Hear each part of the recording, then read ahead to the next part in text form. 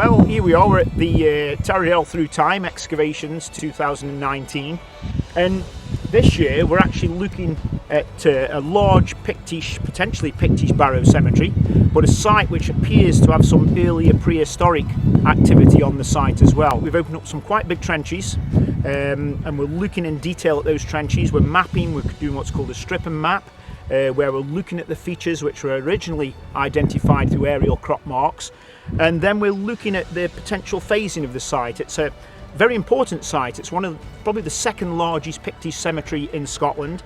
It has a large number of square and round barrows, large enclosures. We'll be looking at some of these features, looking for material to date, charcoal, other types of material, and potentially we'll be looking to see if we have survival of bone in the graves.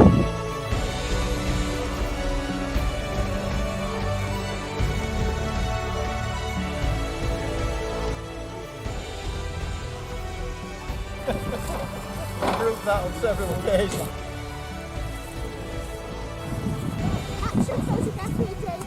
We're actually plugging in the resistivity unit, and it has two lots of plug-ins. And this is the big cable, and the cable has to be all out, no kinks in it, and there are two actually little prongs there in red, which go into the probes.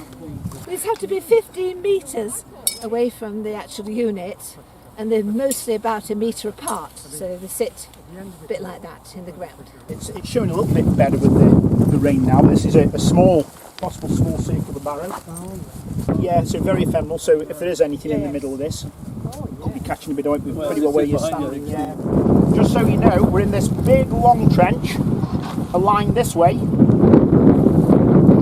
We've opened the top block of it. It gives you an idea, some of these monuments are pretty big. So we've got this big circular feature, and then the big square with a smaller square inside. Okay, about 40 metres across, that thing. So you can see, Mary worked this out on the GIS for me. You know, we weren't sure exactly if we get the trench right, but we thought we should capture one of these segmented ditches, and here it is. This is the inner square. The inner square. So, like I say, if this is something that's, you know, with a burial in the middle, or burials, it's somebody I think is potentially quite important. I mean, this is the largest square barrow known in Scotland today. Scotland, yeah. So again, we've got two of these bigger round barrows, which again be 20 metres across or so. Part of a big square one, a nice small square one, segmented causeway corners, catching a little bit, and what could be an underlying pit alignment.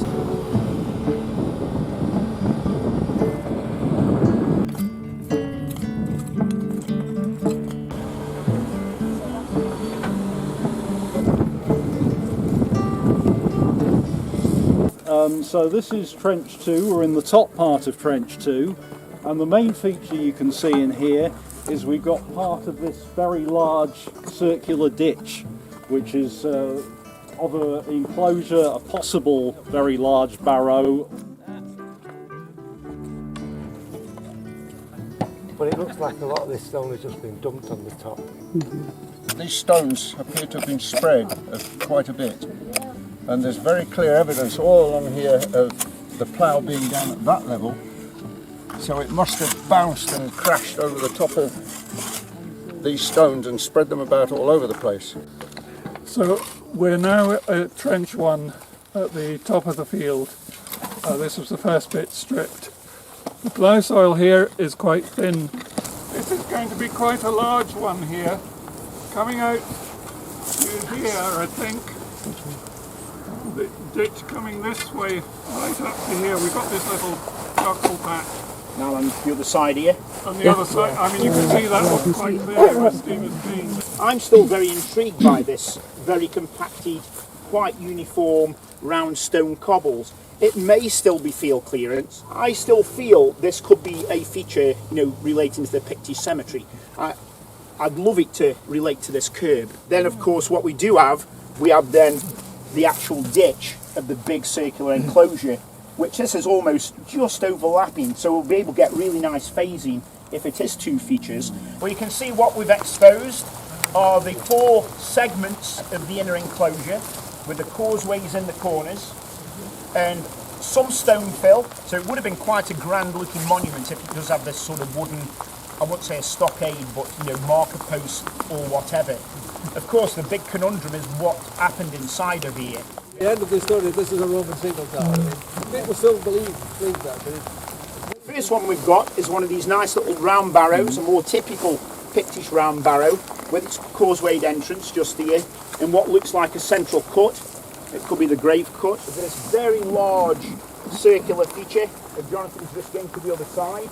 And then almost adjacent to it, within 0.8 of a metre, you've got this big square enclosure. We've got a classic little square barrow with causeways in the corner. So it's a mini version of what we've just been looking at over there in a way.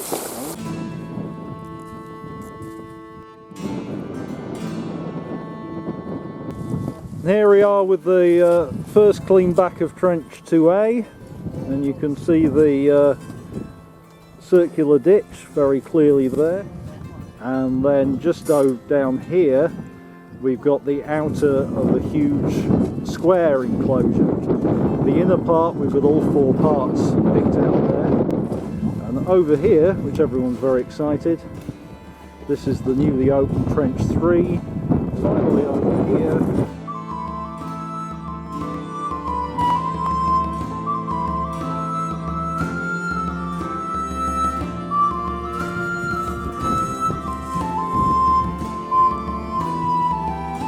take some pictures with my camera. What I'm doing is kind of chasing the ditch, which comes round, it's in 2A and it comes round through this extension. Here's Anne. What are you doing today, Anne? You're in. Today I'm pulling back the red fill. Circle comes round here. So we're just cleaning back this bit of corner here to tidy it up for aerial photographs tomorrow.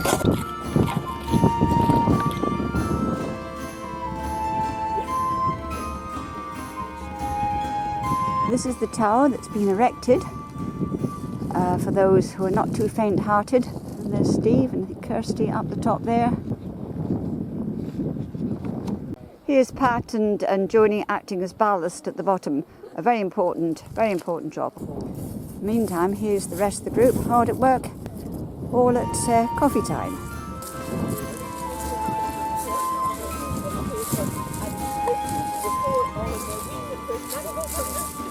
Yes, remember it. I'm going to the left and the back.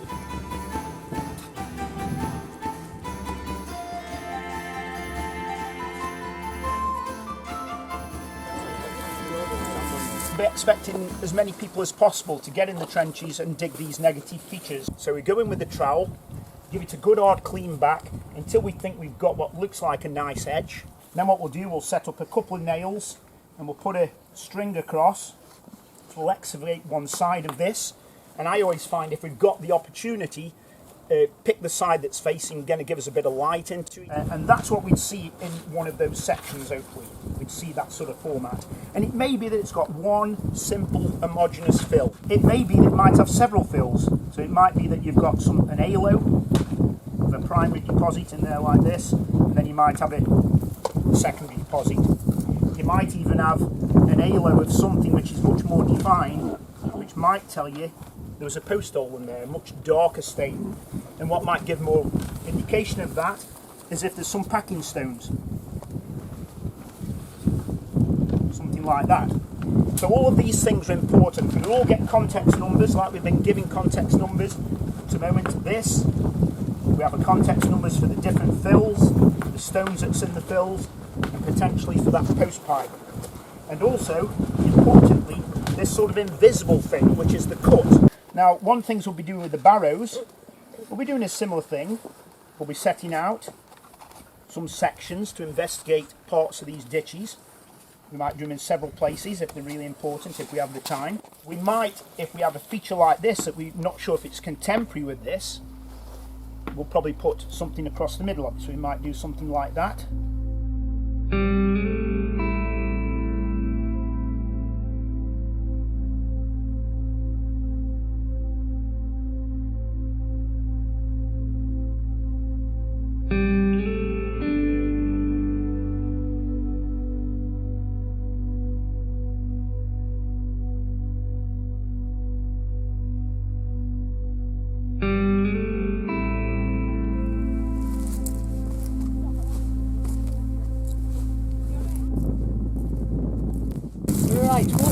is we're trying to look at, trying to find the actual trench by following the light sand down. We've got to knock the lower part out. Hopefully that will be the bottom of the trench. Are you able to tell me what's going on in here, Rosemary? No. Okay, fair enough.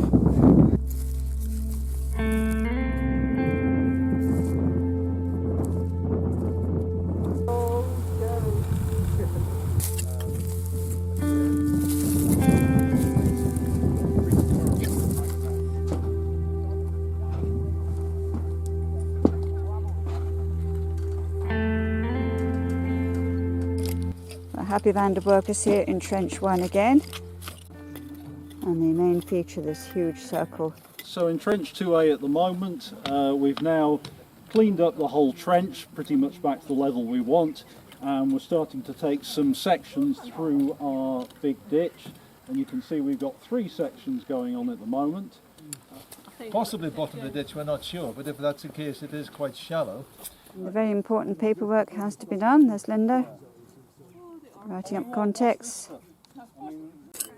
Yes, this is the northwest extension of Trench 2B.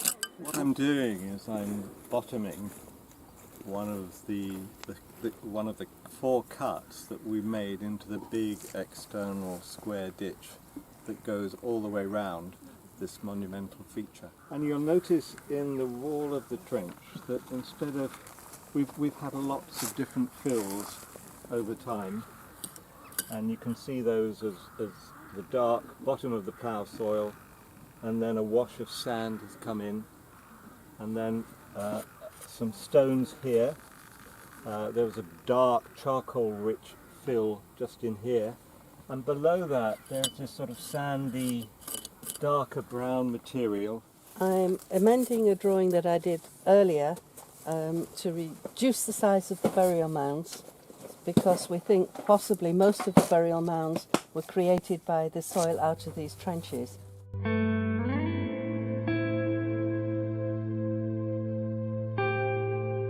The curbed cairns are usually much older.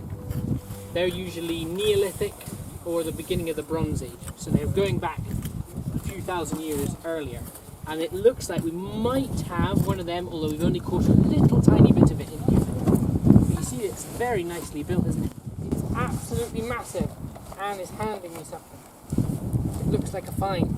So this is a very nice piece of pottery. Do we have a thought on how old this is, Anne? Prehistoric.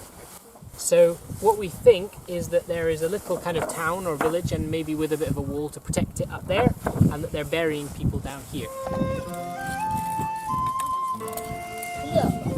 now, you see here, you're looking at the colour. There's a masterclass in sieving.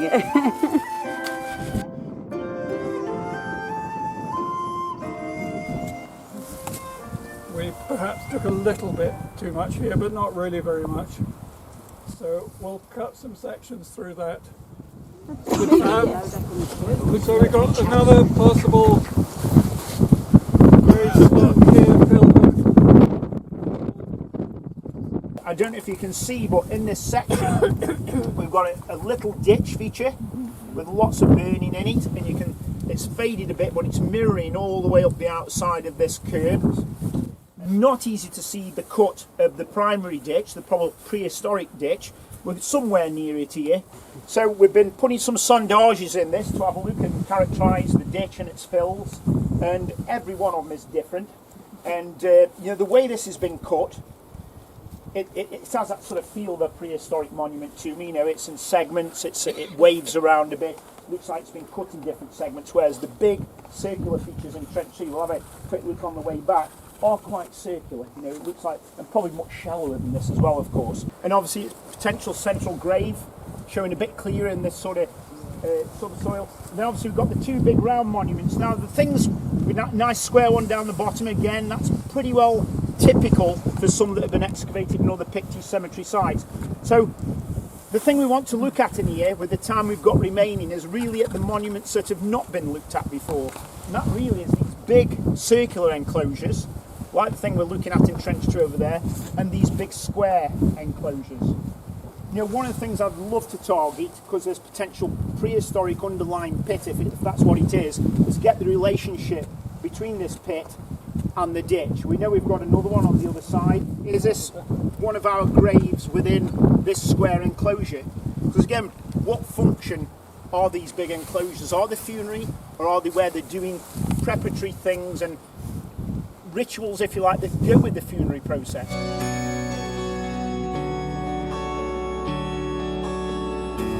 At some point it's got to be done. I think there is, as you say, forestry.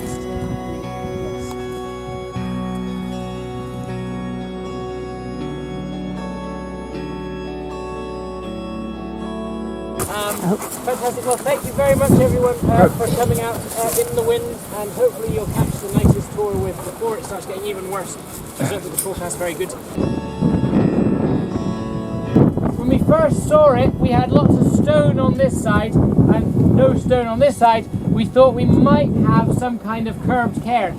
So a stony burial mound with a retaining wall keeping the stone in. But as we cleaned out more, we can see that it looks quite straight. What's the significance of the different colours in the soil? Right, as far as the reddish stuff is what's underneath, and the grey stuff is topsoil.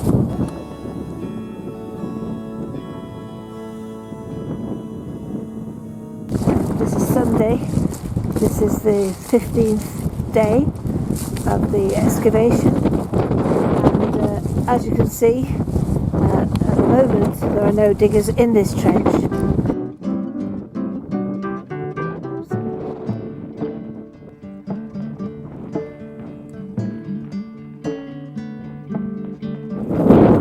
Quite a depth. How deep is it? It's like just over a metre. Yeah, a metre.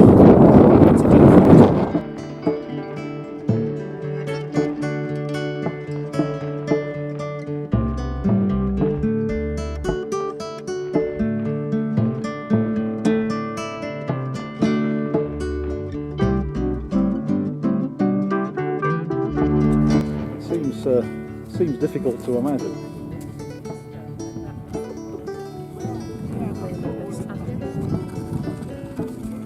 Here's Anne in her best hat.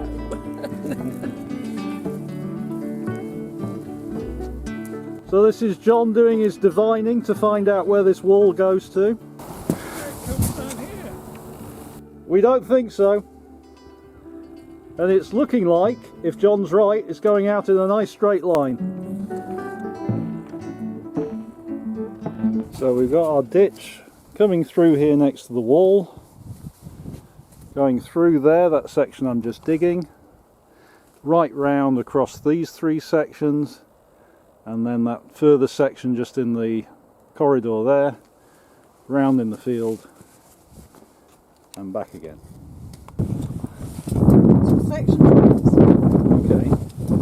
And are you doing all the sections of it that have been taken out? I'm doing that one, and then that one, and that one.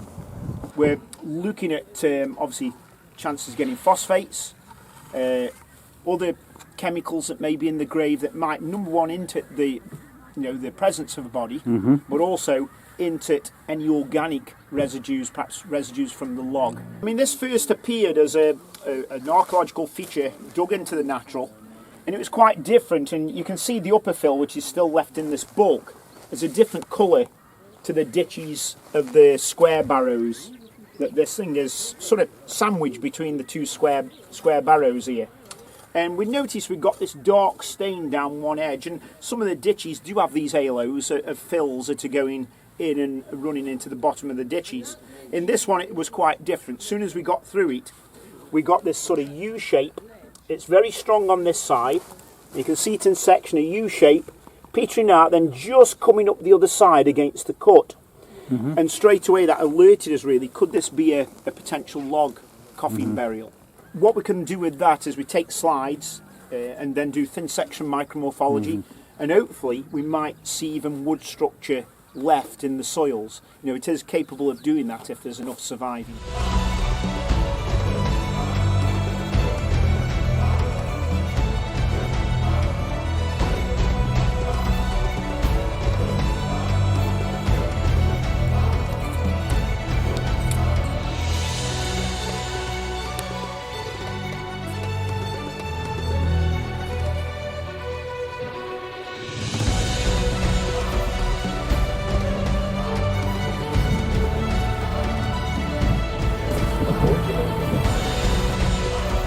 So here we are, we're in Trench 3, end of the dig now, it's actually finished.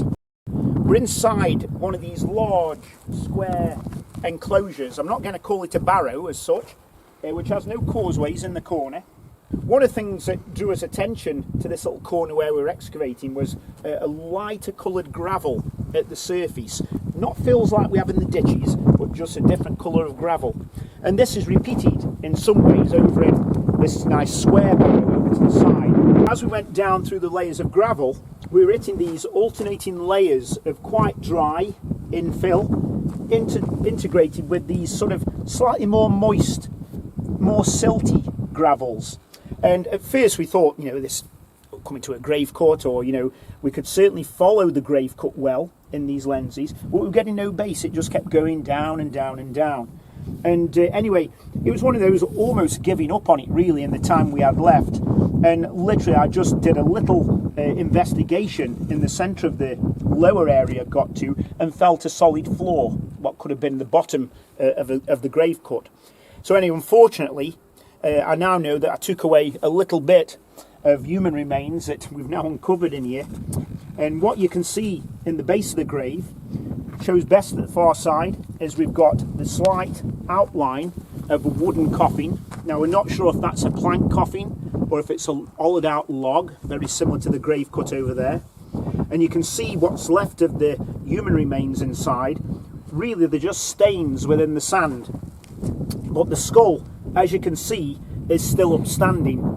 However, I feel even with that, it really is probably just stained sand. But what we're hoping, we're going to lift that in a block, and there may be some teeth surviving inside, because often teeth can survive when the bone is completely gone, which would be great to get some dentine and be able to do some isotopes and things like this. You can see the outline of the vertebral column, which is slightly bent, and the body has been put slightly in this side of the coffin, and you've got one of the arms, the upper right arm, the humerus, part of the left humerus, clavicles, odd bits of ribs in the chest cavity. So down at this bottom end, you can just about make out the outlines of the wooden coffin. It's pretty well disappeared. And then inside of that, we've got the lower limbs surviving, quite close together with the kneecaps, and then the feet appearing as that ball of sediment, dark sediment at the bottom end of the cut. So it looks like the body's been laid out in a supine position on its back. Quite a slight build across the shoulders, so I wonder if this could be a female. Probably an adult, I should say. And the legs have probably been bound together to put it inside the coffin. Okay, that's great. Thanks very much, Steve. Okay. Well done. Thank you.